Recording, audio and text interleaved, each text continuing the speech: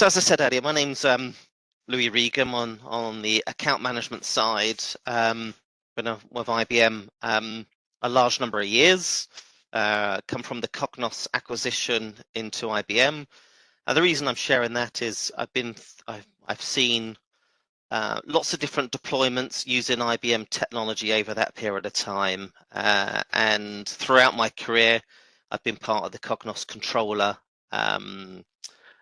software and roadmap, and seeing lots of clients enjoy their investment in Cognos Controller, but also how they have extended Controller and modernized over that period of time.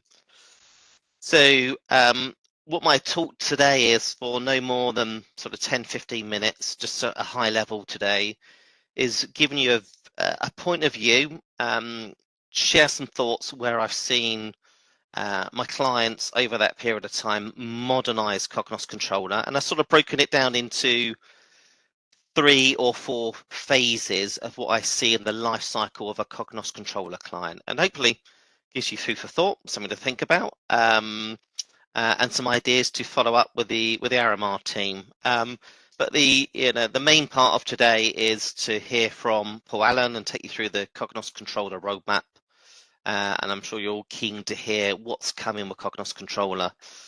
And I should say at the end, we will have a good deal of time for some questions, and that's why we said you can raise your hand, let's put your questions in the Q&A widget, in the chat widget, or I can take you off mute in that Q&A section. So what I would say is IBM is absolutely investing in Cognos Controller. Yes, we might not get the marketing budgets of our competitors, and what you'll hear today is some really good things happening with Cognos Controller, and there's a large number of Cognos Controller clients out there, over 1,000. And the reason that Cognos Controller stays with our clients and they continue to renew their support contracts and continue to invest in Cognos Controller, because it's easy to use, it's out the box, it's finance owned, and lots of large FTSE 100, 250 organizations that continue to invest today. But where the focus that I wanted to take you through today, because you know Cognos Controller, because you use Cognos Controller, is to tell you and share, like I said earlier, the 3 to 4 phases where I see my clients modernizing Cognos Controller in a number of ways. I'm going to share some of those with you, whether that be modernizing Cognos Controller by moving it to the cloud. And when I say cloud, I mean IBM Software as a Service, or an IBM Cloud. I know Paul's going to cover off a little bit of about that later, but also extending Cognos Controller with some supporting technology with planning analytics, which you might also know as TM1. And I'll come on to the reasons why a little bit later, and explain some of the use cases of how they might extend Cognos Controller with planning analytics for extended planning and analysis. But of course, the main theme to the roadmap would be to modernize the Cognos Controller interface, so the web UI, move our clients away from Citrix deployments, from Controller Classic to Controller Web. And I'll let Paul spend a lot of time on that later today. But where I see clients start with Cognos Controller, I'm just going to move this little box a second. Hopefully it doesn't change. It's not hiding anything you see on the screen. But where clients start, they start with Cognos Controller, and I would call that a traditional deployment of Cognos Controller. They're using the Excel reports, they're using the out-of-the-box reports. They may be starting to modernize with Controller Web. And getting the data into Cognos Controller could be through your own data warehouse, or flat filing the data to the staging tables to load into Cognos Controller. I mean, that is traditionally, when I joined Cognos many years ago, and it's still the way today, is how a large number of clients may be using Cognos Controller. And in fact, that's the easiest way to move our Cognos Controller client to modernize it in the cloud. to lift and shift it to software as a service. We take as you are today, move it to the cloud, and then you have the choice in the cloud whether you use the new modern web interface or you continue to use Controller Classic, and you can modernize and use Controller Web when you're ready. And there's a public case study from Premier Foods, who I'm sure will smile when they listen to this recording, how with a small number of days consultancy, they did exactly what you see on the screen, traditional deployment, the first phase, lift and shift to IBM Cloud. But that gives some challenges. What about drill to source? What about those Excel packs that you may be creating, combining it with other data? What about the manual adjustments that you may be making in those Excel spreadsheets and some additional commentary? What about extra data that you need to collect in those Excel packs? It becomes, the first phase becomes more manual. So this brings you on to why phase 2 and why clients are modernizing Cognos Controller and starting to use planning analytics. And the reason being is you have a more modern interface to analyze and slice and dice your data for Cognos Controller.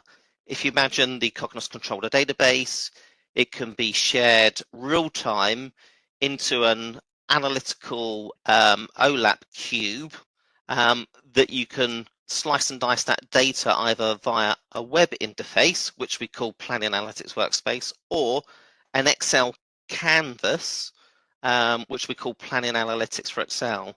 And the reason I emphasize on the word canvas is it's just a glass over the controller data, and it's not the data within the Excel pack. And what I mean by that is the canvas is pointing to the planning analytics cube that's coming from Cognos Controller. And you'd be pleased to know that if you are an on-premise, what we call a local client, i.e. not software as a service, you get planning analytics licenses out of the box bundled with your Cognos Controller licenses, so you can start to use Planning Analytics Workspace and Excel, so that real-time queue from the controller database, to start to do some more analytics on that data coming from Cognos Controller and have some additional capabilities which I'll come into in a second, and how you would interact with that data. So it's a more enjoyable end user experience that gives you the ability to analyze and slice and dice that data in a different way. But of course, that same setup that you see on the screen, so that data coming from Cognos Controller into Planning Analytics, through those interfaces you see on the screen, again, that can also be modernized and moved to IBM Cloud using 2 offerings in that instance. That'd be Cognos Controller Cloud and Planning Analytics Cloud. But that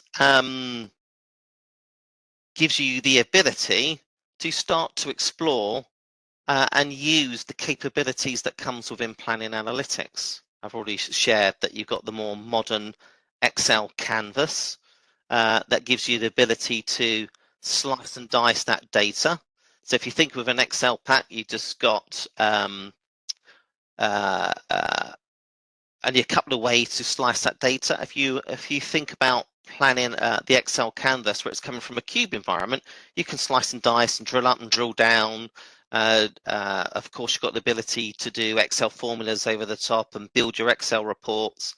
But then you've got the ability to put those Excel reports and then publish it to the web too, and then start to enjoy the new modern web-based interface, which we call Planning Analytics Workspace, which is all about a self-service dashboard, drag and drop, business user-friendly ability to analyze, report, and dashboard the data. So if you imagine moving away from those get-thou Excel report packs, those out-the-box Cognos reports, and then using a more modern self-service analytical web-based UI and an Excel-based UI. And I'd like to stress that, you know, those licenses come within your Cognos Controller on-premise. So these are things that you can start to enjoy today. So it comes a point, think I'm just going to go back one slide. So it becomes a point where you might get frustrated with the Excel reporting that you had in phase one, and you need more AI projected forecasting within your environment, more dashboarding type capability, more powerful Excel analytics. And the point with the technology, with the licenses you got, you can get there. But then, once you start to enjoy the use of planning analytics with the licenses that come with Cognos Controller, what I then typically see is clients like to do more with planning analytics. They then start to explore, okay, this is a really powerful in-memory OLAP solution with read-write capabilities. And the reason I'm saying those words, that means you can hold lots of data, lots of granular data, and it's got the ability to connect to multiple different data sources and move that data into planning analytics. So it's got its own data integration capability within planning analytics. So what you see on the screen there gives you the ability to take data directly from the ERPs into planning analytics, into Cognos Controller, so you can drill to source. Gives you the ability to maybe finance to own the full data integration into planning analytics rather than using other ETL tools into Cognos Controller. You can take ownership of planning analytics because it's like Cognos Controller, it's a finance owned solution, and bring the data from the source data into Cognos Controller. So as a data integration tool, as well as an analytical tool. So you can then start to use those same cubes and extend those cubes rather than data coming from Cognos Controller, having data coming from your financial or operational data sources, and do more extended planning and analysis with planning analytics. And what I typically see more recent conversations with a large number of our clients is absolutely that. They've started to use the read-only license, so the phase 2 that comes with Plan Analytics. They built their skills and now they want to do more with planning analytics to start to do some extended planning and analysis. And just to give you some sort of headline stats and types of applications, Plan Analytics is deployed to some 7,000 companies around the world.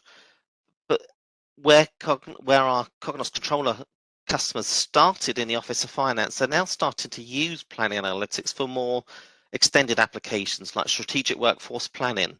So doing supply and demand modeling of resources on projects to make sure they deliver on time and on cost and improve their margins.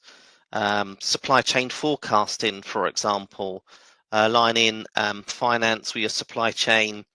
It could also be sustainability reporting.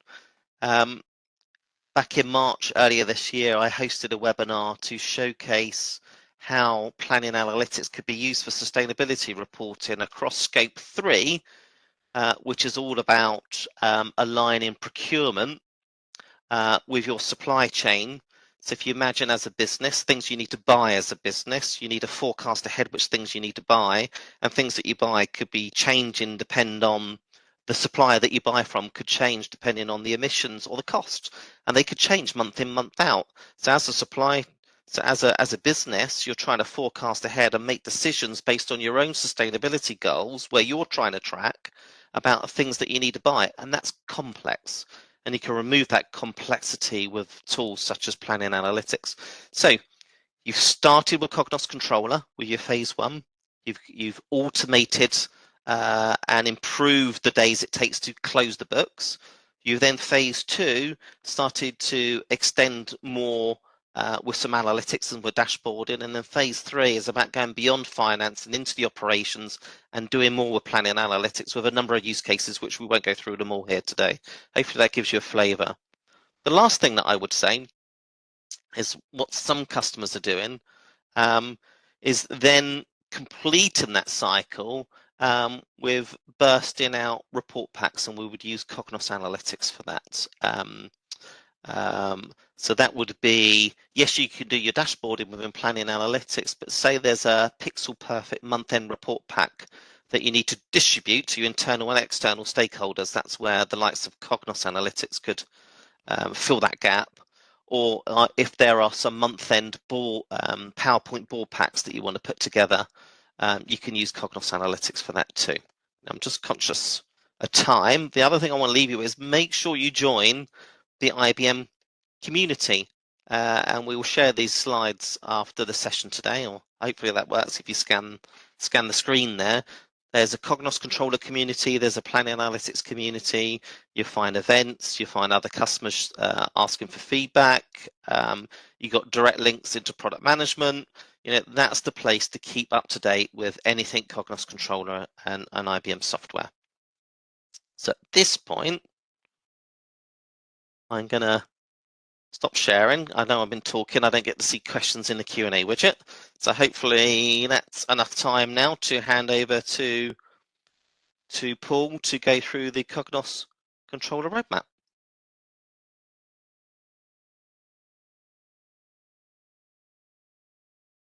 I'm going to stop my video since I have 3 kids off school now, and they're probably watching TikTok and gaming and all the rest of it. So it does affect bandwidth. Okay, 2 seconds. Let me share my screen. Right.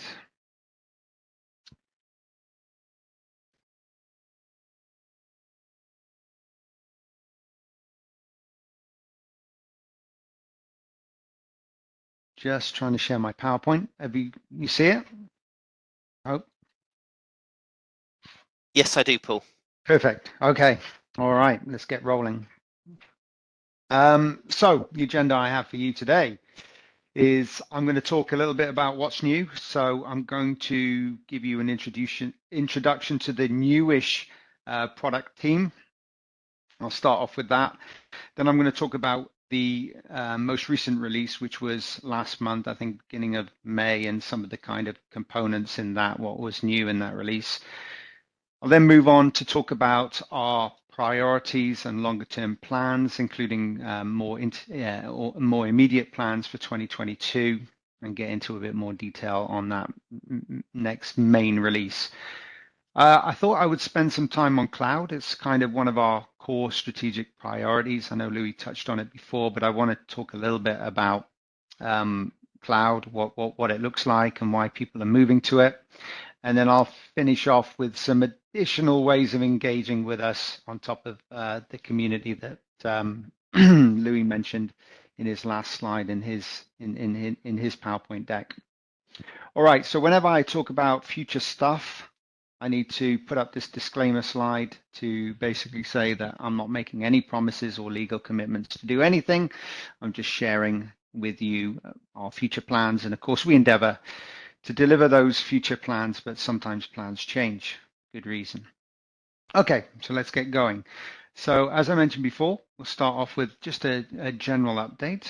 So IBM has a kind of strategy of something called lab rationalization. What that actually means is moving to fewer development locations, but those locations are larger with more people. As accountants, I'm sure you're thinking, yeah, cost synergies. Yeah, I mean, I guess it is cheaper to have fewer bigger locations than more numerous smaller locations, but it's not just about that. It's about the fact that you have more career opportunities for those development staff, and therefore you can attract and retain better talent, and also you have flexibility. So if one product needs more development resource for to do an initiative, to build a new feature or something, you have the flexibility of shifting resources more easily from one product to another as needed. We call it surging. So that said, we built a new development team in Kochi in the middle of last year. That's the guys you see on the left-hand side at the top there. We also hired a couple of new functional analysts in Krakow in Poland. That's Svetlana and Isabella. This is somewhat unique to Controller. So we have accountants embedded in our development team because our developers, unsurprisingly, are programmers. They're not accounting experts. And so we need kind of accountants embedded into that team to help them help make sure that the software works the way that it should work. And then Max is the product manager who reports to me, and then they see me on the top right-hand side. Between both of us have each got over 20 years experience with the product. We both started off as consultants. We were then consulting managers, and then moved into product management at various different times. So that's the new team. Oh, and I should say that's the core team. So there are many, many other people engaged in getting the software to the market and supporting that product. So there's customer support. We just built a new customer support center also in Krakow in Poland, but we do have support analysts around the world. UX designers, which is pretty important to the product. Our cloud team. Release management, that's a fairly big team in itself. Security, to make sure that our product is updated for any security bulletins or any routine updates relating to security vulnerabilities. And then senior technical staff members who are very experienced and knowledgeable technical people who help us with the longer term architecture of the product. And as Louis says, between us, we're supporting probably about 1,500 clients in something like 52 countries at the last count. So the product's used pretty broadly. So in Temple 2, in May, we released Temple 2 FP1, and that had three components: Controller Web, WebView 2, and what we're calling Local Excel. So just starting off with the Controller Web improvements. And this is really just about gaining parity between Controller Classic, which is the rich client. That's probably what most of you are using, or at least partially using. And we're moving gradually to a web UI, and we're adding capabilities to that web UI. So this release, we kind of added some new features to Controller Web in that, to reach that objective. So first of all, we introduced investment register for Controller Web. In the past, you were able to kind of update it from if the investment details had been entered in Controller Classic. Now you can actually enter your investment details directly in Controller Web. With customer feedback, we improved the intercompany screen. So we now support J intercompany as well as I intercompany. So J intercompany is where you have transaction currency. You can switch between my currency, which is effectively local currency of your subsidiary, if you're a subsidiary user, or you can switch to the transaction currency.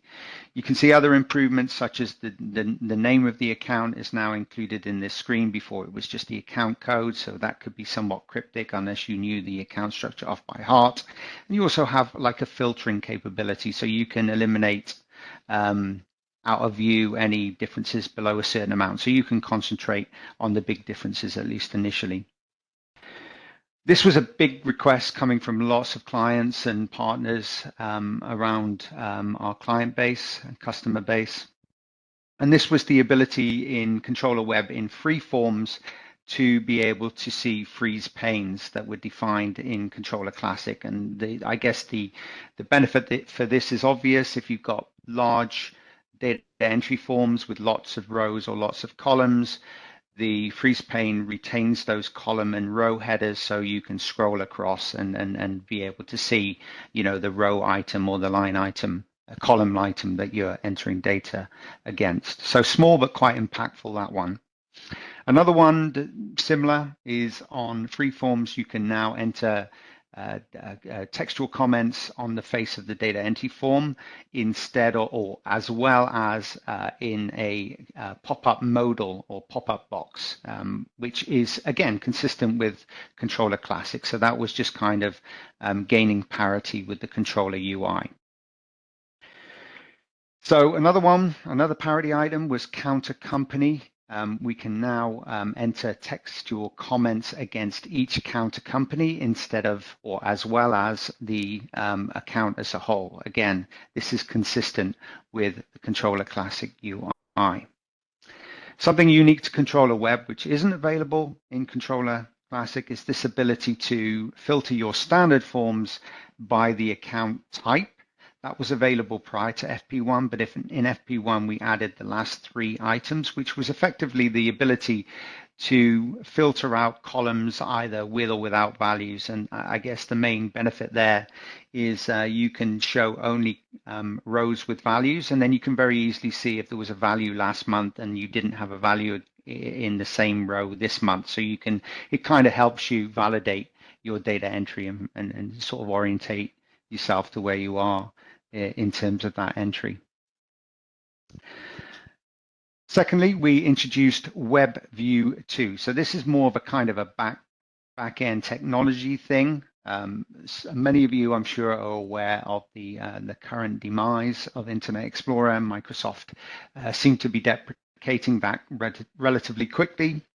What you might not realize is Controller is using, like many other products, is using an Internet Explorer embedded browser component. So sometimes when a screen pops up as like a modal, it could be a login screen or a report or something like that. It's actually one of these Internet Explorer browser components that's popping up. Since that's deprecating away, we've replaced that with Microsoft's replacement, which is WebView 2, which is edge-based. And this was part of the problem, by the way, with online help. So if you pressed F1 to get online help, it was fixed a little while ago, but if you pressed F1 in the period of time when our Knowledge Center website switched to edge-based internet, browsers only, then you would have got a blank screen. Now, if you do that, you won't get a blank screen. It'll actually render the online help successfully.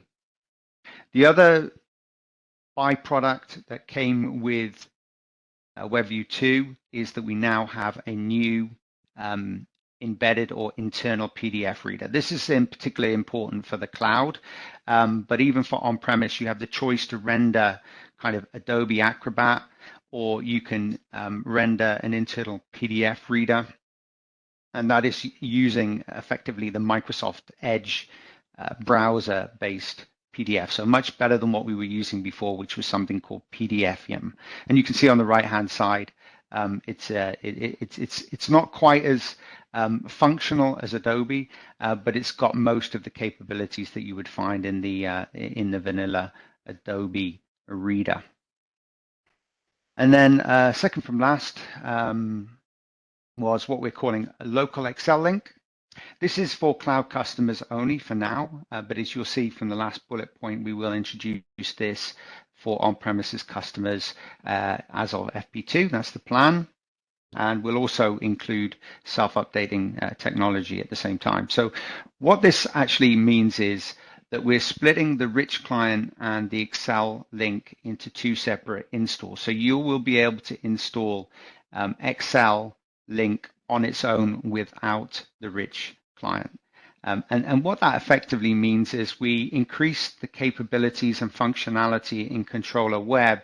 You'll have a situation where you may have users that don't need to use Controller Classic, but they still need to use Excel Link. So they would have Excel Link locally installed and be able to connect to the server as normal. But they will also be able to access the other functionality through Controller Web. So that reduces kind of the overhead of the installation. From a cloud point of view, the reason why we introduced it on cloud first was because many of our customers are using Excel as a integration point with third-party tools, in particular disclosure management tools like CDM or Workiva, maybe Sternus 365. So currently on the cloud, we're deploying Excel. You can see this from the diagram, but currently on the cloud, we're deploying Excel through Citrix, and that has limited capabilities when you're integrating it with other third-party tools. When it's installed locally on the user's laptop, then that will open up a lot more flexibility in terms of integrating. And this is kind of just generally going down our the path that we intend to go to, which is eliminating the need for Citrix. So if you'll notice that any of you who are on cloud, you will be accessing today Controller Classic and Excel Link through Citrix. If you're on premises, you may be using Citrix, you may be deployed directly using the rich client. But if you are doing that, that will be probably behind your company's firewall. You'll need a fairly high level of bandwidth and low level of latency in order for the connectivity performance to be there. This is something we're going to address, and I'll cover that later on in the presentation. So the last thing we did with FP1 was we streamlined the optimization process. So now the optimization process only reindexes tables in the database with defragmentation that's higher than 30%. What that effectively results in is faster optimization. You don't need to reindex a table when it's got very little defragmentation. So moving on to our priorities and plans. So I want to talk about kind of the strategy and then the plans for 2022, and then the more details on our main release that's planned for this year, and then a little bit about what we're going to do after that main release. So I like to keep the strategic priorities fairly simple. We've got 3 of them. One is continued webification. I touched on that already. We want to move to a browser-based user interface. It's going to be task-oriented. The reason why we want it to be task-oriented rather than menus and submenus like you have in Controller Classic today is it kind of steps the user through the process. And what it should mean is a faster, more efficient month-end close as you move away from the friction. We also have started to implement sort of proactive type capabilities. So for example, if your balance sheet doesn't balance, it's pretty clear to you, there's a little red bubble on the screen telling you you've got a reconciliation error, rather than you having to go to a submenu of another menu and run a report. So we want to make it a lot easier to see where you are in the process and address any issues that may be in there in terms of reconciliation errors or statuses and so on and so forth. So that's continued webification. And as I said, it's all about a better user experience and helping those users meet their objectives, which is a fast and accurate month-end close, as frictionless as possible. The next one is enhanced interoperability. That's a mouthful. So Louis talked about this a lot. We have many customers who are trickling data from Controller into a TM1 cube using FAP and then using kind of the dashboarding and whatnot capabilities of planning analytics. There's going to be some changes to the way that PA works at the back end, and we're going to be reflecting that by connecting to PA in a slightly different way. And we'll take that opportunity to actually improve the way that FAP works. We also want to make data in Controller more consumable by other third-party tools. So although we'd love you to use Cognos Analytics and everything else in IBM, we do recognize that some of our customers want to use Power BI and stuff like that. So that it is our intention to make our data consumable by pretty much any tool that you want to use. Another priority is, again, improving the way that you get data into Controller.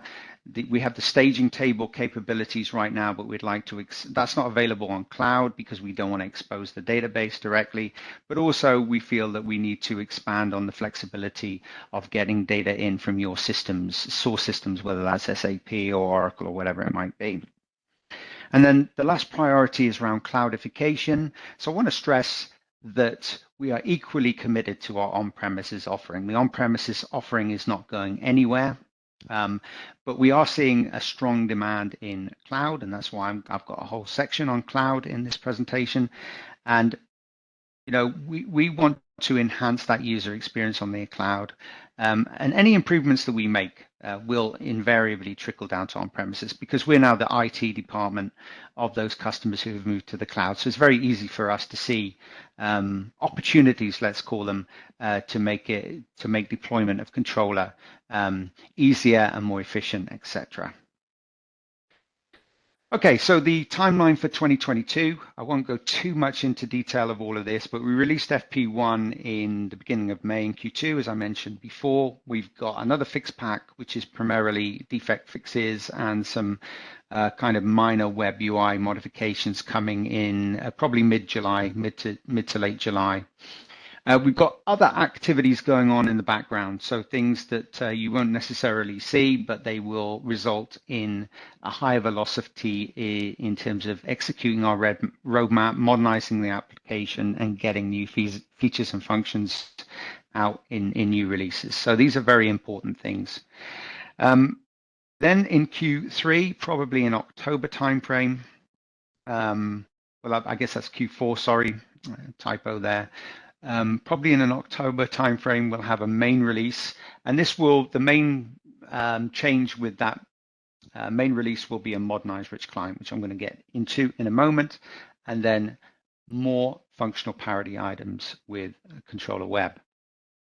So in terms of that main release for the year, as I mentioned before, just in the previous slide, we're going to modernize the rich client, and this is really about eliminating the need for Citrix by improving that rich client so it can be deployed directly. Whether this is on-prem or cloud, doesn't matter. It's kind of brings the same benefits, I think.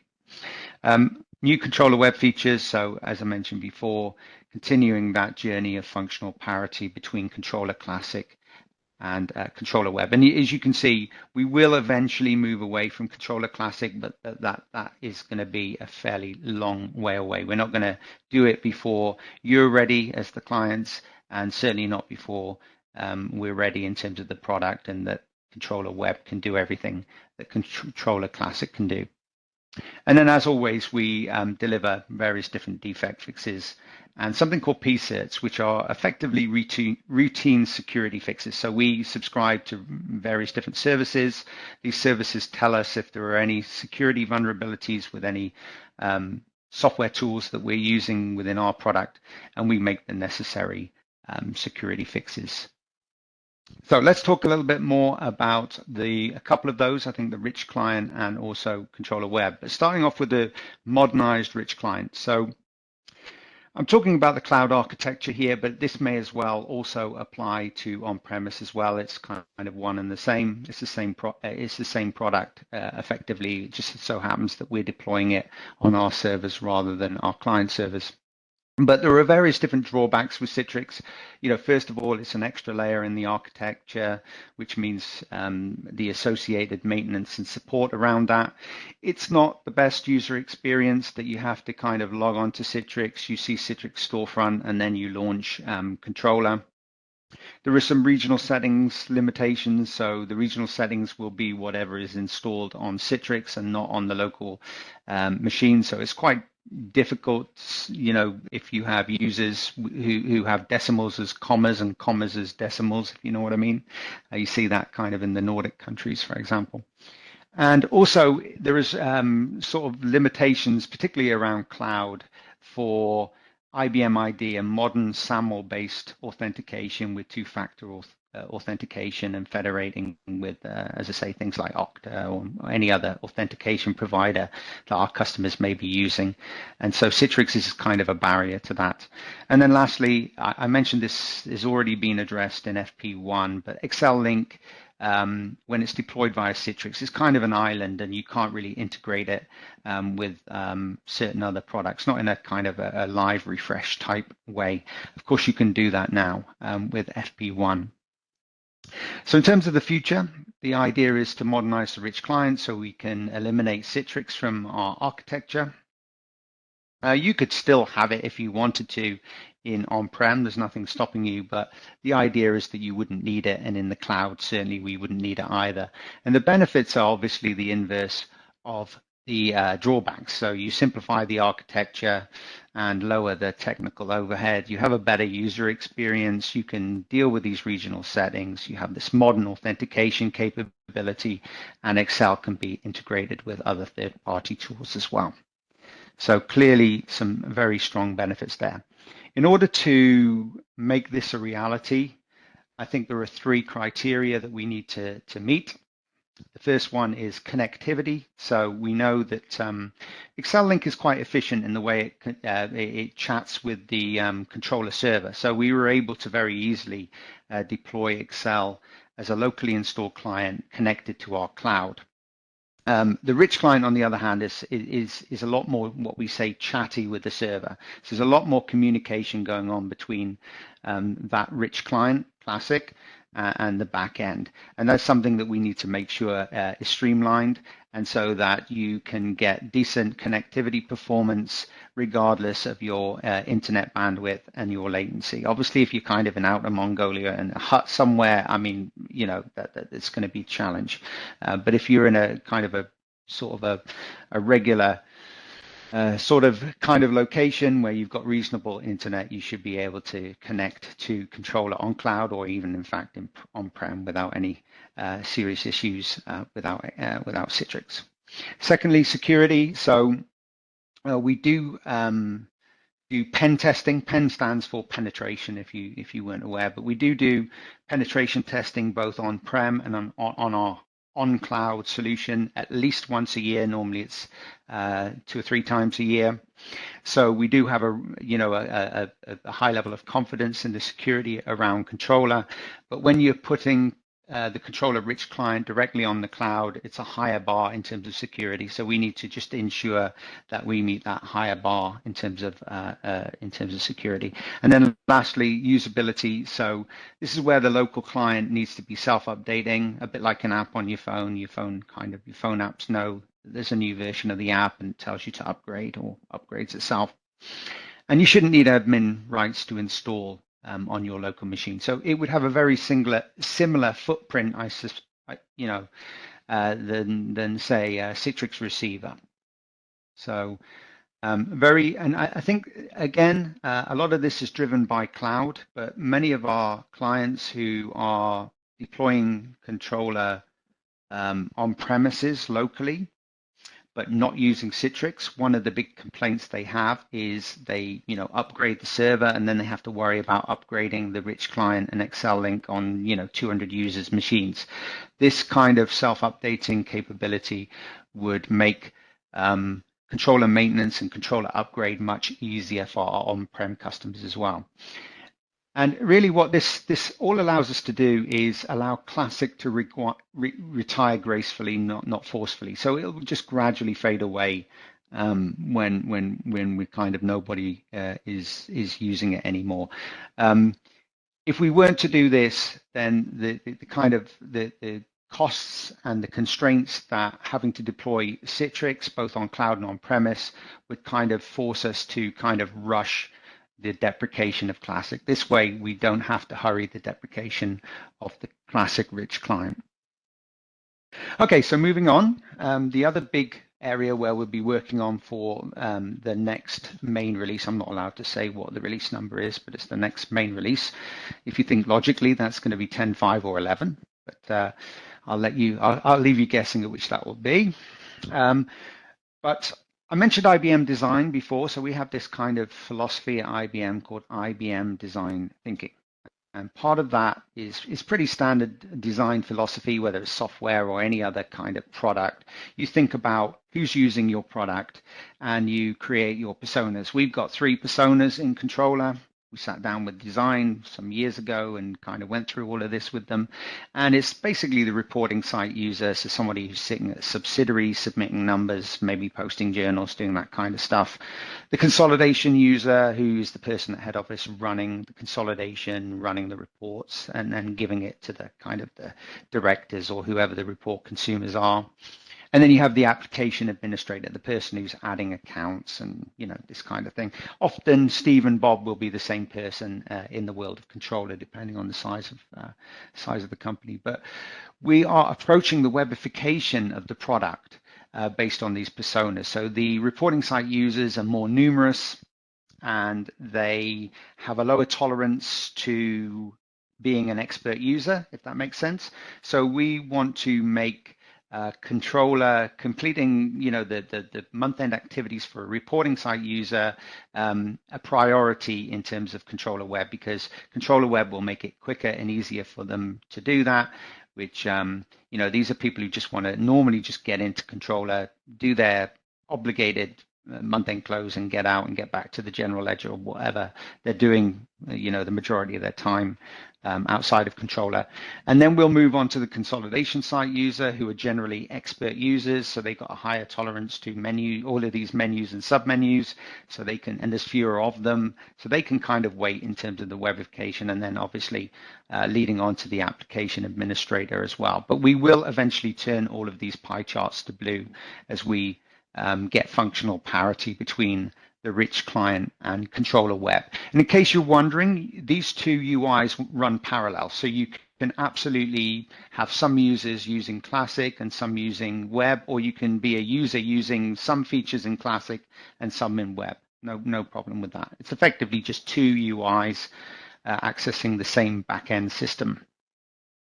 So we haven't quite decided which features are going to be in and out. We have a massive long list, and I'll talk about kind of how we have effectively what we call roadmap epics, which are enhancement items, a little bit later on in the deck. But we've got some kind of things which are high priority, things like the ability to attach journals, which is actually a new feature, not a parity feature, but kind of it gets asked for all the time.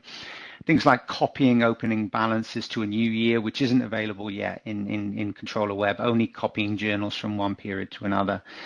And some other things like self-service database administration, which is really specifically a cloud issue.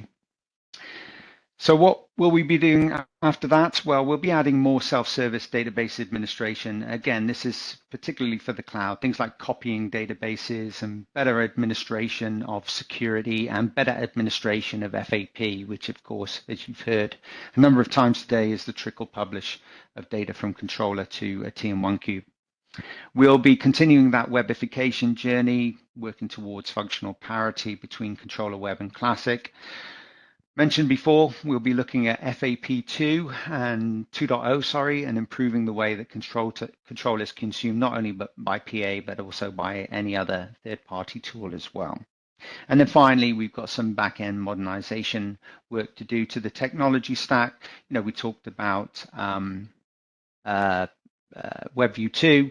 This is really just an extension of that, making sure that we're using the latest and best technology behind the scenes. Right, so just wanted to talk a little bit more about cloud. I'm just kind of conscious of time, so I'll just try and get through this relatively quickly. Now, the technology landscape has been changing. When I started off as a consolidation accountant, and in fact, when I moved to Frango, which was the vendor, some of you may know this, but the vendor that originally developed Controller and the product before it, which was Consolidator, we started off with distributed installation, and this is really because the internet was not really a thing then. So what you did was you had the system installed at head office, and then you had it installed at all the various different subsidiaries around the world, and you would kind of send them structure updates by DVD or by some kind of electronic mailbox, and they would return data files to you each month, and you would load them into the system. And that would normally be something like CompuServe, as I said, these kind of digital mailboxes that preceded the internet. Wow. That must have been tough to manage back then. Yeah, I remember when I was at this company, I sent out a CD with some updates and realized I made a mistake. So I sent them to about 30 subs around the world, and then I had to quickly kind of resend another CD. So yeah, it was very difficult and challenging. In the early 2000s, we moved to centralized installation, and Controller was kind of architected around that. Frango Consolidator wasn't, but Controller was. And that's when we saw, the internet and wide area networks were ubiquitous. So the software would be installed centrally at head office. And of course, that meant much simpler maintenance. You made a change to the system, like adding account, it would be reflected straight away. Every user would see it. And of course, this was massive in terms of streamlining the consolidation process. And then in the mid 2010s, that was the era when the cloud really began. And this is really where the software is installed on the cloud. The cloud just means it's installed on our servers, not locally on our client servers. We're the cloud operator, so we own all the infrastructure, the kind of hardware, the software, maintenance, all that kind of stuff. And we can do that with synergies because we're doing that obviously for many, many clients, not just one. So it becomes a very attractive proposition for many clients to move to the cloud and kind of hand over that responsibility to a vendor like IBM. And we'll talk a little bit more about that in a moment. I'm just trying to advance it. Did I go forward to that? No. Okay, I'm good. So we have clients who have adopted controller, pretty much in all of our major geographic regions. There are some kind of countries like DAC, which is Germany, Austria, Switzerland, for example, who are pretty conservative and slow to move to the cloud, whereas we've got the UK is very keen on cloud, so are the Nordics, North America, as you'd expect. But as you can see, there are clients all over the world. And we have 5 primary data centers: Amsterdam, Washington, D.C., Montreal, Singapore, and Sydney. And the local data center, obviously, for the UK market is Amsterdam. Now, we are continuing to evolve our cloud solution. The first iteration, 10.2.1 in 2016, was on a DB2 database. It was standalone only, so no integration with PA or CA, and only 2 data centers. The next release, kind of a year and a half later, we had to add GDPR readiness. That wasn't out of choice. That's the European Union told us we needed to. That was an awful lot of work, but it's really all about ensuring security and privacy of our customers' data. So it wasn't really a bad thing if you think about it, just very onerous. We added PACA integration on the cloud, added a couple more data centers, and got ISO 27001 certification. So really that is kind of an externally audited certification that makes sure we're following certain good practices and policies around protecting our clients' data. It's kind of a bit like SOC, but slightly less comprehensive, and I'll get onto that in a moment.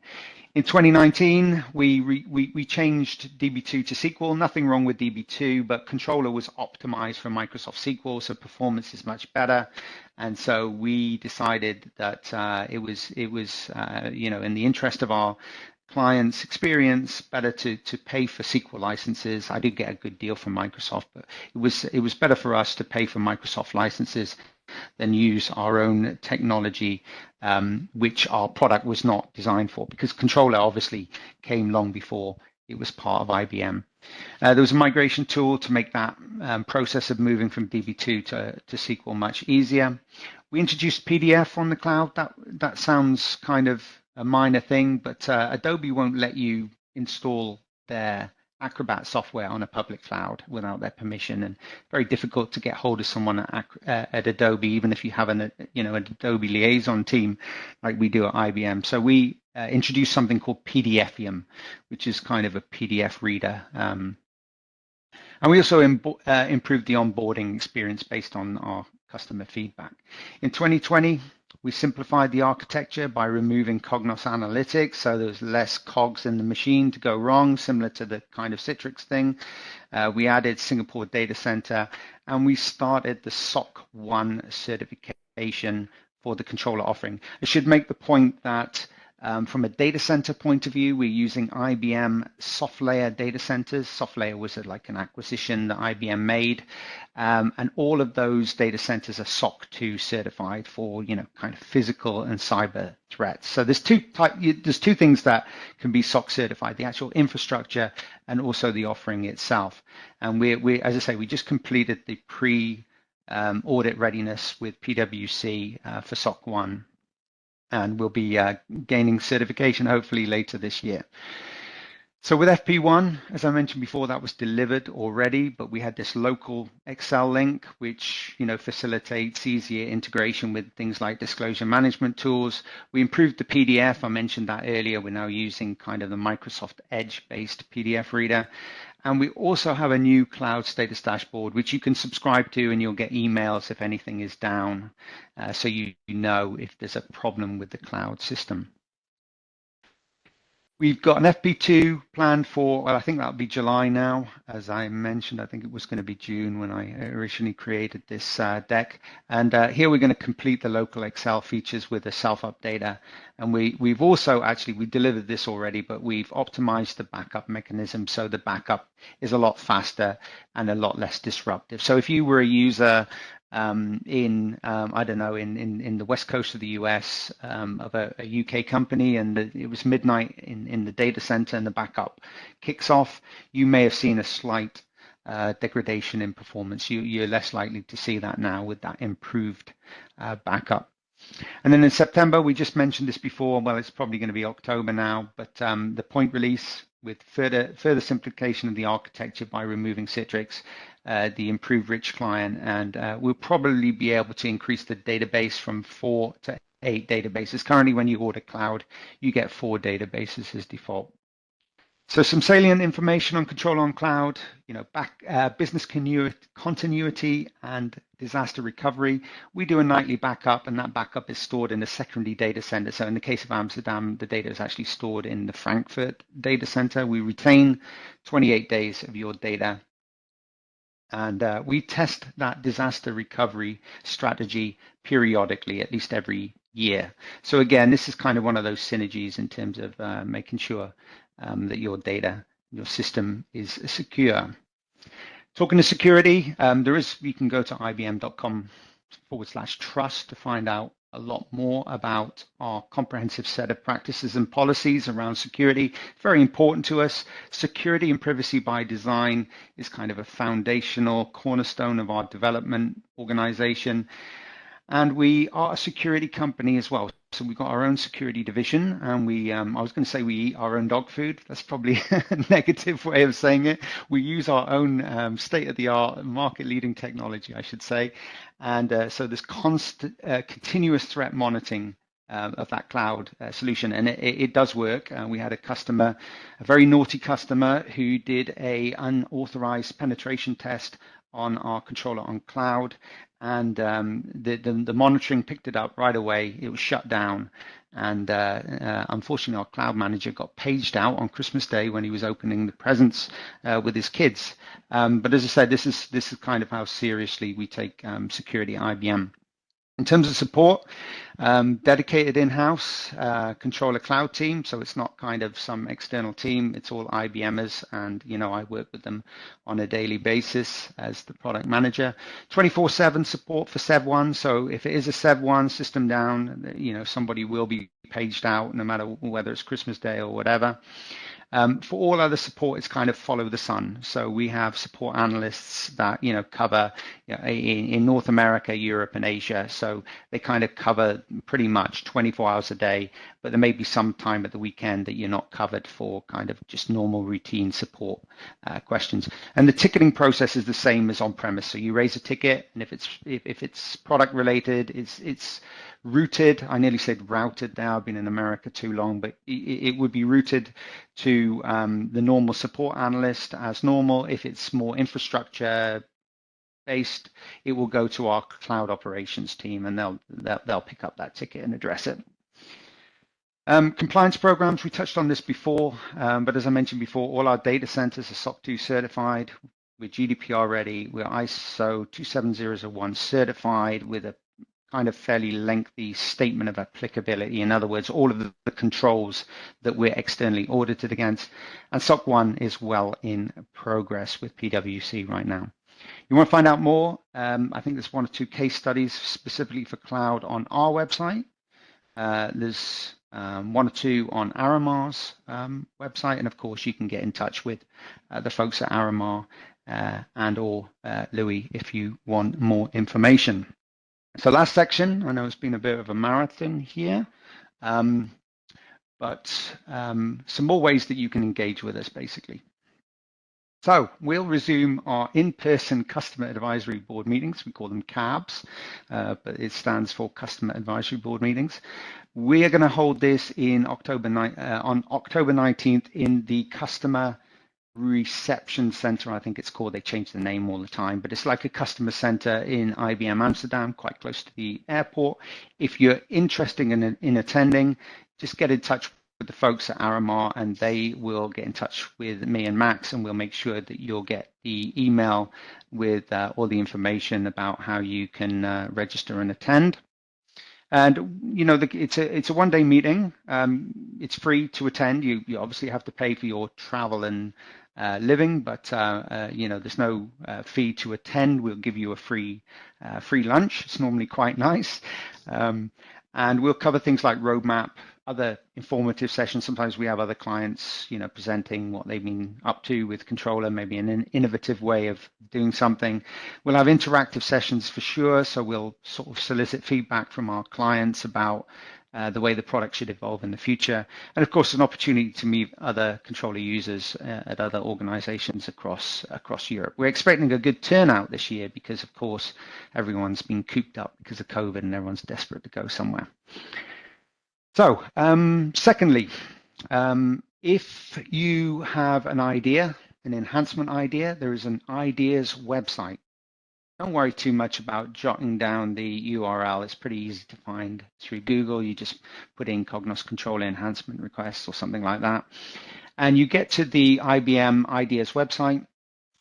All the products are down on the left-hand side. You select Cognos Controller on-prem and on cloud. It's in alphabetical order, so that's quite fortunate. We're about 8th or 9th on the list, something like that. And you can see when you click on that, you see all of the enhancement requests. You can kind of sort them by the most recent, by the hottest, and so on and so forth. And if you create your own IBM ID, so a login with a username and password on our website, you can raise your own enhancement requests, and you can also vote on other people's as well. So it's always a good idea to search to see if somebody else has voted on already created enhancement requests for what you're looking for. Then you can vote on theirs. It's much easier for us to track the demand for a particular enhancement. Regardless of what it may appear, we do look at these every 2 weeks. We look at every single one. We can't promise, obviously, to deliver these. Most of them are good ideas. There are very few silly ideas. There's probably no silly ideas, in fact. There's just some ideas which are quite unique to customers, and so it's very difficult to justify, an enhancement which would only really benefit one customer. But we don't. As I say, we can't guarantee to implement all of these, but what we can guarantee and commit to is to look at every single enhancement request and discuss it and figure out whether it makes sense or not, whether it's viable, etc., etc. And then lastly, if you are on LinkedIn, there's a IBM Cognos Controller product group. This is quite an old screenshot, but yeah, I think there's 200 or 300 members on this, which represents business partners and customers like yourselves. So it's a closed group, so you ask to join the group and we will admit you into the group. And this is kind of where we can informally and very easily just kind of give you some information about events or new releases or any other salient information about controller. And of course, anyone in the group is able to post anything else that they want to post relating to controller. Maybe they have a question or something like that. All right. Oops, wrong button. Thank you very much. I think I came in just over the 45 minutes I was allotted. As I said, my name is Paul Allen. My email and phone number is up on the screen. Don't phone me in the middle of the night. Remember, I'm 8 hours behind you. But other than that, if you have any questions or anything, comments, by all means, get in touch. And with that, I'll stop sharing my screen and I'll pass over to, I guess, the Aramar folks. Yay, thank you, Paul. That was wonderful. And thank you, Louis, as well. Yours was wonderful too. So I don't know if we've got a couple of questions in the Q&A that we want to go over. I think some of them might have been answered in your wonderful slide deck. Yeah, maybe just first of all, if anyone wants to put their hand up, I think there's a little emoji or something. If you wanted to ask Paul or Aramar or myself a question, then we'll just check that for a moment. Don't be shy. Anything burning you want to ask? How does Bronnet get her hair such a nice colour? You know, I'm happy to answer that. Everyone wants to know. Thank you. How do you this color?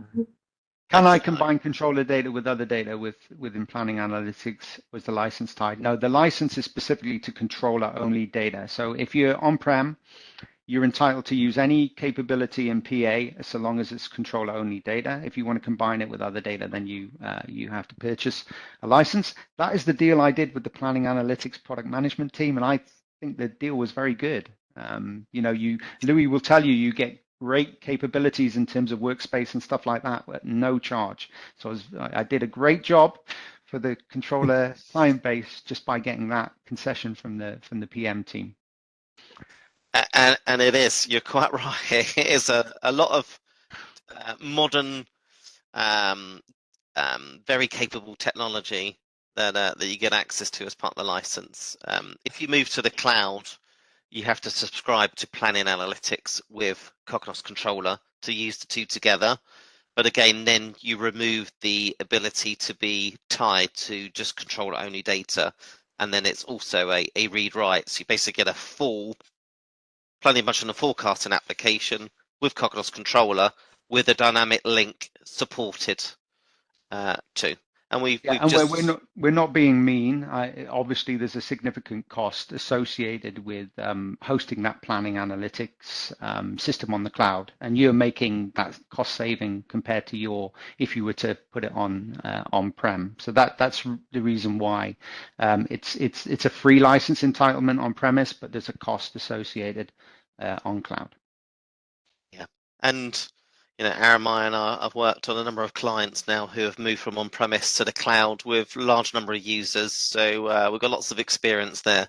So you won't be the first to do it. We've got several experiences there. Obviously, the easiest to move to the cloud is controller traditional, phase 1. Lift and shift it to the cloud, small number of days. But to be fair, moving any of your existing on-premise cubes to the cloud, if you've already been using that phase 2 setup on premise today, that again is easy to move to the cloud. Where additional costs come into the cloud is doing more with planning analytics, because you can do extended use cases, right? As I said, you could go directly to the source data and bring it into Cognos Controller, or do other extended planning and analysis use cases. And talking of that, the second question is any pre-built models. So there's a default cube where the data is pushed. But what most of our customers are doing is because you can't change that cube because it would be overwritten every time you did an initial publish. So our partners, and I assume Aramar are well versed in taking, building some what we call extended reporting cubes around that main cube. So I think you'll find, is that right, guys? Presumably you've got templates to extend FAP, right? Yeah, we have a tried and tested template that we use. Yeah, absolutely. Paul, has anything come up on sustainability from a regulatory point of view that goes into Cognos Controller? Have you not seen anything come through there? It's more sort of management reporting. Yeah, I haven't seen a lot on that. It's starting to sort of bubble in the background, but I guess regulation is coming, right? So whether that sort of feeds into any statutory reporting, I don't know yet. Yeah. But I know for planning analytics, it's being discussed to collect and model and report that outside of Cognos Controller. Yep. Is that Kochi Lab building on Paul's slide? Yes, that's Kochi Info Park. It's a massive campus. It's not just IBM's, but I think we're taking a few floors in that building. I think there's going to be initially 600 people in that lab. So it's going to be quite a significant lab from memory. The last thing I saw was our VP walking around it in a hard hat. So I think they're relatively close to moving in. Can we vote on enhancement requests in the pipeline? Yes, you can. You can. All of those, well, pretty much most of the roadmap. So I'll take a step back. That enhancement website, you create the idea. We look at the idea and we can promote that to something called a roadmap epic, and you can kind of. So there's a direct integration, if you like, between the enhancement website and our roadmap system. We're using AHA for our roadmap. And so if you vote on an existing enhancement request, and many of the roadmap epics have come from enhancement requests, probably about 70–80%. And so if you vote on that, we will see that, and we'll actually get an email, if you make a comment as well. We don't get an email if you just vote, but we definitely get an email if you make a comment or raise an enhancement request. Frequency of controller release cycles. So FP2 is due. As I said, I think we're tracking for July. I'm just waiting for confirmation from the development team on Monday as to the timeline. Generally, what we're trying to work towards now, we're trying to move away from. We're currently on a 3+2 product life cycle, which was aligned with planning analytics and Cognos analytics. We are also now trying to move towards kind of continuous delivery, or kind of a quasi-continuous delivery, to align also with PA and CA. They've moved in that direction as well. What that generally continuous delivery means, basically like one major release a year, and then a series of fix packs where you introduce small modifications. And as a customer, you've got a choice of staying on the long-term service release or moving up with the latest head of stream of those fix packs. So say you've got version 11, that would be a long-term service release. You could stay on that, and we would give you interim fixes for routine security fixes, or major defect that we would fix. Or you could be on version 11, 1, 2, 3, 4, 5, 6, 7, 8, whatever, as we release every 6 weeks. New features. And then kind of the idea is normally you would release a new long-term service release annually, and then at that point you have to move to the next long-term service release. What the CA and PA folks are finding is customers don't want to necessarily upgrade every year, and this is the challenge we've got. We've got some customers who want to upgrade every 5 minutes, and we've got other customers who don't want to upgrade for every 5 years, never mind every 5 minutes. So we have to kind of strike a balance, and I think where we're heading towards is kind of like keeping 2 long-term service releases in market. So you would effectively need to really upgrade every 2 years, and I think that's probably a reasonable compromise. So that's what we're working towards, and we're just in the process of transitioning to that kind of continuous delivery what we call life cycle. I guess that brings a thought to mind. Aramar and I worked on a client that was on a really old version of a Cognos Controller database, something like 10 years ago. I think the beauty of cloud is, the upgrades simplified. We take a copy of that database. Hopefully it's a SQL Server database that's sitting behind Cognos Controller. We give it to Paul's DevOps team, and they upgrade it. You won't have to do that on premise. Obviously, do a bit of testing. Of course, do a bit of testing. You will do some testing, and it's automatically upgraded, and off you go using classic or web. Yeah, and if you were on 10.4.2, for example, and we were going to move you to 11, we would spin up a version 11 instance on the cloud. We would restore your database to that version 11, and then we'd give you a period of time to validate that new release before we upgraded your production. So you'll get maintenance releases every third weekend of the month. We apply maintenance fixes. But for major upgrades, we'll actually spin up an environment for you and give you a period of time to test. A couple more here. Is the functionality mostly the same for controller web and for the rich client between the different deployment? Yes, pretty much identical. So web for sure is identical right now, whether you're on cloud or on-prem.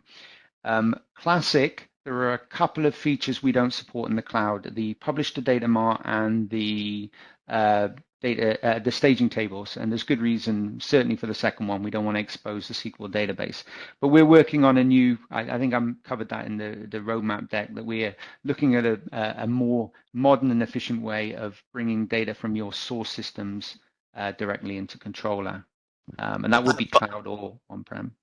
And I think that's the beauty of the planning analytics in the cloud, because that means you can use planning analytics to the source data, and planning analytics becomes then that direct integration into Cognos Controller into those staging tables. So that is supported in the cloud, and that's typically what we've seen with our clients. Good point, because PA and controller within the same security architecture.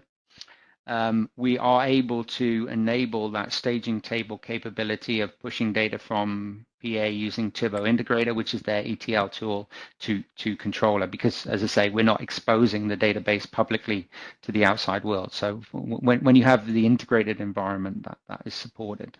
Absolutely. Phase 3 cloud tech. Yeah. Yeah. And can we pick Frankfurt? No, is the quick answer. We have five primary data centers. When you order the cloud, you pick one of those data centers, and then those secondary data centers are default as well. So, Washington, D.C., I think, is Pennsylvania or something like that, and Montreal is Toronto, and whatever. So and the reason why is, I mean, it's quite expensive to set up a data center. There's quite a lot of work and effort that goes to set up each data center, and generally speaking, we feel that we have created enough data centers to cover all of the geographical regions. The exception is potentially sort of South Africa. Sometimes they've had bandwidth issues in the past, but we do have a few cloud customers in South Africa who seem perfectly happy with the performance that they're experiencing connecting to the Amsterdam data center. That was the questions. Yeah, I think we are pretty much there, aren't we? To say, I was trying to find if I had the slide that said thank you on it. There it is. There it is. Thanks for watching, I guess. Let's go back so I can see a screen. So I think we covered all the questions, Paul. We did, yeah. Okay, we're on the hour. On the time, sorry, cut the minutes left. I guess, Paul, thank you for putting that together, and thank you, Aramar, for getting your clients together. And this will be recorded and consumable with your clients. So good material today. So thank you. Yeah, thank you very, very much, and thank you everyone for watching as well. I hope you had a lovely time. Everyone involved, everyone presenting, everyone watching.